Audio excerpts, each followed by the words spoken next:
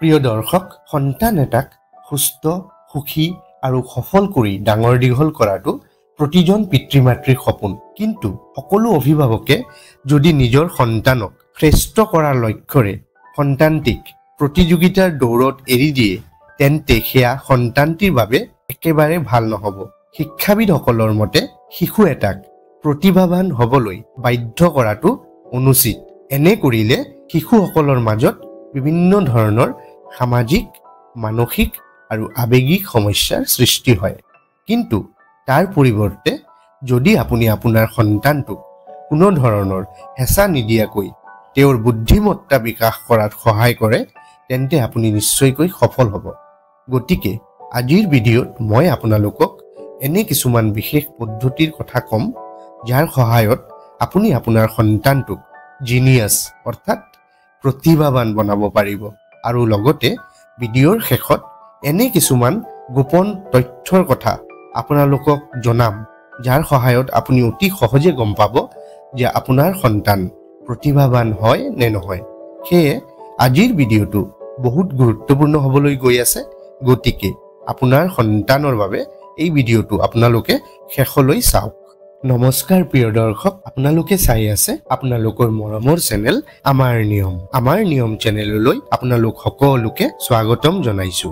প্ৰিয় দৰ্শক, সন্তান এটিক প্ৰতিভাৱান কৰি গঢ়ি তোলাটো অভিভাৱকসকলৰ বাবে এটা ডাঙৰ চেলেঞ্জ। আৰু এই বিষয়ত সফল হ'ব বিচাৰিলে অভিভাৱক হিচাপে আপুনি আপোনাৰ সন্তানক ভালদৰে বুজি পাব লাগিব। এটা কথা মনত ৰাখিব, এই পৃথিৱীত জন্ম হোৱা প্ৰত্যেকটো সন্তান এটা বিশেষ গুণৰ অধিকাৰী হয়। কিন্তু সেই গুণটোক বিচাৰি উলিওৱাটো অভিভাৱক হিচাপে আপোনাৰ দায়িত্ব আৰু কৰ্তব্য। প্ৰিয় দৰ্শক, সন্তান এটিক প্ৰতিভাৱান কৰি গঢ়ি তুলিবলৈ বিশেষ কিছুমান পদ্ধতি মানি চলিবলগীয়া হয়। এই পদ্ধতিসমূহ হৈছে: ১ নম্বৰ, সন্তানক বিভিন্ন ধৰণৰ অভিজ্ঞতাৰ লগত পৰিচয় কৰোৱা। মনোবিজ্ঞানীসকলৰ মতে একোটা পৰম্পৰাগত জীৱনে সন্তানসকলক এলাহ আৰু স্থবিৰতাৰ মনোভাৱ সৃষ্টি কৰে। গতিকে সন্তান এটিক নতুন নতুন বিষয়ত অভিজ্ঞতা দিবলৈ যত্ন কৰক। ইয়াৰ ফলত সন্তানসকলৰ মনত আগ্ৰহৰ ভাৱ তৈৰি হয়। ২ নম্বৰ, সন্তানক উৎসাহিত কৰা। খেল ধেমালি, সংগীত, নাচ গান, নাটক ইত্যাদি যিয়েই নহওক কিয়, যদি আপোনাৰ সন্তানে এইবোৰৰ প্ৰতি আগ্ৰহী হয়, তেন্তে সৰুৰে পৰা তেওঁলোকক এইবোৰ কৰিবলৈ সুযোগ কৰি দিয়ক। তেতিয়াহে আপোনাৰ সন্তানৰ প্ৰতিভাৰ বিকাশ হ'ব। কিন্তু তেওঁলোকক কেতিয়াও হেঁচা দি কিবা কৰিবলৈ চেষ্টা নকৰিব, নহ'লে ইয়াৰ পৰিণাম বেয়া হ'ব। ৩ নম্বৰ, সন্তানে শিকিবলৈ কৰা প্ৰচেষ্টাৰ প্ৰশংসা কৰক। সন্তানৰ শিক্ষণৰ ইচ্ছাৰ ওপৰত গুৰুত্ব দিয়ক, তেওঁৰ ক্ষমতাৰ ওপৰত নহয়। উদাহৰণস্বৰূপে নতুন ভাষা শিকিবলৈ তেওঁৰ প্ৰচেষ্টাক উৎসাহিত কৰক। আনকি চাইকেল শিকাৰ প্ৰচেষ্টাকো উৎসাহিত কৰক। মনত ৰাখিব, জানিবলৈ চেষ্টা কৰা, শিকিবলৈ চেষ্টা কৰাটো অতি গুৰুত্বপূৰ্ণ। শিক্ষণৰ প্ৰতি থকা উৎসাহে সন্তানটিক ভৱিষ্যত জীৱনত সফলতালৈ লৈ যাব।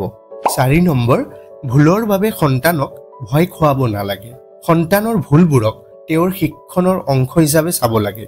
ভুলৰ পৰা শিকিব পৰাটোৱেই হৈছে প্ৰকৃত শিক্ষণ। ভুল কৰিলেহে সন্তানে ভৱিষ্যতৰ সংকটৰ সৈতে মোকাবিলা কৰাৰ ক্ষমতা বৃদ্ধি পাব।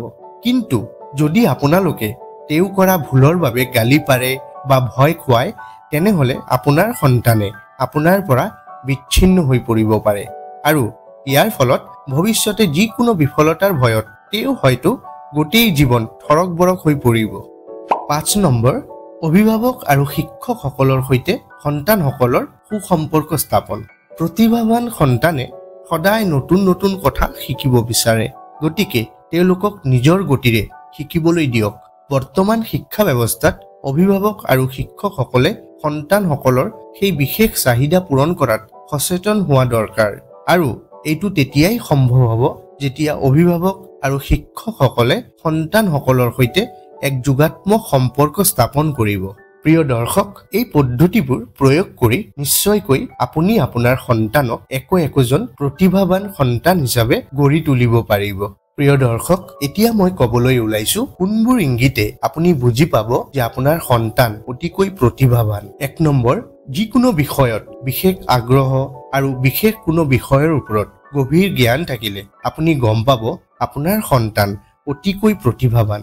2 নম্বৰ যদি আপোনাৰ সন্তানে সদায় কিবা নহয় কিবা বিষয় লৈ প্ৰশ্ন সুধি থাকে তেন্তে আপুনি গম পাব আপোনাৰ সন্তানে নতুন কিবা জানিবলৈ বিশেষ আগ্ৰহ প্ৰকাশ কৰিছে আৰু ই প্ৰতিভাৱান হোৱাৰ সূচনা দিয়ে 3 নম্বৰ যদি আপোনাৰ সন্তানটি কিবা কাহিনী শুনি থাকোতে তাৰ শব্দবোৰৰ প্ৰতি আৰু কিতাপৰ প্ৰতি আকৰ্ষিত হয় লগতে 14 মাহত বাক্য গঠন কৰিবলৈ শিকে তেন্তে আপুনি বুজিব আপোনাৰ সন্তান প্ৰতিভাৱান 4 নম্বৰ যদি আপোনাৰ সন্তানে কিবা এটা দেখি বহু দিনলৈ মনত ৰাখে তেন্তে তেওঁলোক এজন প্ৰতিভাশালী সন্তান এনে সন্তানৰ স্মৃতি শক্তি যথেষ্ট প্ৰখৰ হয় এয়া তেওঁলোকৰ এক বুদ্ধিমত্তাৰ চিন 5 নম্বৰ যদি আপোনাৰ সন্তানে যিকোনো খেল খেলি ভাল পায় যিকোনো ছবি আঁকি ভাল পায় আৰু তেওঁৰ বয়সতকৈ ডাঙৰ ল'ৰা-ছোৱালীৰ লগত থাকিব বিচাৰে তেন্তে আপোনাৰ সন্তানটি প্ৰতিভাশালী 6 নম্বৰ প্ৰতিভাৱান সন্তানসকলে আন সন্তানতকৈ